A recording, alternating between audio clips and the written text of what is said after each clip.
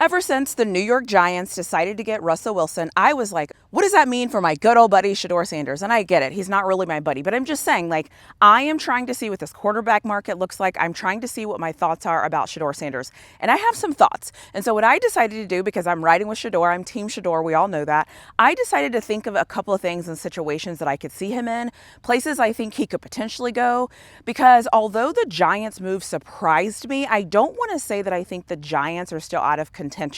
I just think the Giants might be just making sure that they can do what they need to do in case Cleveland takes Shedeur at 2. Anyways, I have a ton of thoughts about this. I think no matter what happens with Shedeur, I think he's going to go day 1. But let me get into this video and tell you some thoughts that I'm having and some things that I think rearrange situations for Shedeur. And I actually have some out-of-the-box ideas that I actually said at the beginning of the season, before the season even started, that I was thinking about, that now are kind of coming back around now that this quarterback market is shifting. So let me just get into this video and tell you some things that I'm thinking about in regards to where Shedeur can go, some teams that might get Shedeur that you might not think, and just where my brain is headed, because I love figuring out all of these different things when it comes to the NFL draft.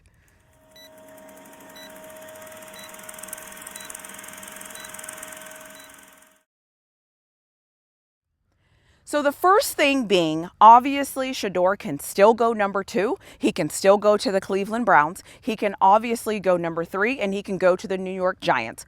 Going number 3 to the New York Giants and having Jameis Winston there and Russell Wilson and Shedeur Sanders, I'm not sure how I feel about that. I'm well aware of the fact that they all have 1-year deals, except for if you draft Shedeur at 3, it's not going to be a 1-year deal. I get that, but I don't know if I would want to deal with that in training camp. I don't know if I'd want to have to deal with 3 potentially starting quarterbacks in training camp. I just don't know if I want to go down that road. The Giants might, because the Giants as an organization do things that I don't always understand, so I'll just leave it at that. I don't know if they will, though. However, a safe bet for Shedeur would be to go number 2 and go to the Cleveland Browns and do the Cleveland Brown thing and do that. Cool, fine, whatever. If he does one of those things, obviously nothing else I say matters. However, what if there's other things that can happen and there's other moving parts to this? And here is where I'm going to come up with my first out-of-the-box idea. I've started to hear a lot of people talk about the New Orleans Saints, and I'm like, okay, if Shedeur goes to the Saints have Derek Carr. They also have Spencer Rattler, so why would he go there? But then I started to think, if Shedeur Sanders goes to New Orleans, and if Derek Carr gets released, I think June 1st, on that June 1st designation, he would be available to the Steelers. And you are going to find all of the things I'm going to say is going to make it to where my Steelers come out on top here, okay? So not all the things, but some of the things. So if Shedeur goes number 9 to the Saints, then they have Derek Carr, Shedeur Sanders, Spencer Rattler. Let's say they love Shedeur. He does great. That puts him in a dome, which I love. Cool. I know somebody in my comment section mentioned him going to the Saints as well. Cool. So if he goes there, then they have Shedeur as the starter. They release Derek Carr June 1st designation. My Steelers come in and swoop Derek Carr. So then you have the Saints that will have Spencer Rattler and Shedeur Sanders. Now, I'm not saying Derek Carr solves all of the Steelers' issues by any stretch of the imagination, but I think the Steelers can win with Derek Carr. I think Derek Carr, Mason Rudolph, like, I wouldn't hate that. So that's my idea number 1. Then let's assume some way, shape, or form he falls to number 21. Why would the Steelers not get him? Go with me here. The Steelers have picked 21. Coach Prime's number was 21. The Steelers really need a quarterback, so that fits. Mike Tomlin, Shedeur Sanders, all the hype. The fans are so disgusted with everything Pittsburgh's doing right now. Like, I like Shedeur Sanders in Pittsburgh. Something about that makes a little bit of sense to me. Aaron Rodgers is being a prima donna and acting like he's going to take so long to make his decision or whatever. I don't even care about that. What if Shedeur Sanders falls to number 21 and the Steelers think about this for a second. Don't forget to hit that like button if you haven't already. Don't forget to make sure that you are subscribed to my channel. And if you think about it, turn on those notification bells. And maybe if you want to make me really happy, leave me a comment in the comment section below and let me know what you think about this video.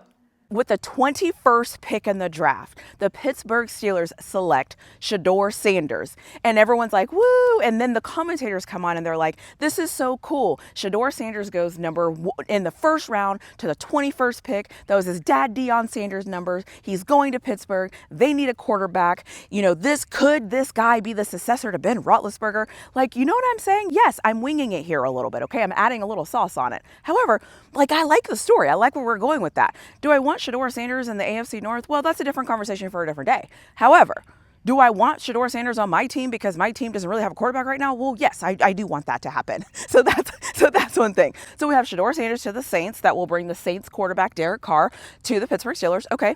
And then we have the Pittsburgh Steelers, him falling, and then Pittsburgh just taking him with the 21st pick. Like, I think so far I have two really good viable solutions because I don't think there's any way, shape, or form that Shedeur Sanders is going to get out of the first round. Because the truth of the matter is, even teams that might not need a quarterback this year or next year, I don't think they're going to let Shedeur slip away, because why not? Why would you miss that opportunity if you have a chance to get your franchise quarterback, if you like that franchise quarterback? And that leads me to my final point. There's a lot of teams that don't really have a solid backup. And I'm not saying that Shedeur Sanders is going to be a backup in the NFL, but there's no harm in going into the NFL and sitting and waiting your turn. And if Shedeur Sanders is able to go to some of these other teams that have more established teams that don't have a top 10 pick, that he can go and be the backup for sure for at least the first year, I don't think that's a bad thing. I also think it's going to take a lot of discipline from a lot of teams to not to go get him. Specifically, the Cowboys are going to have to stay disciplined.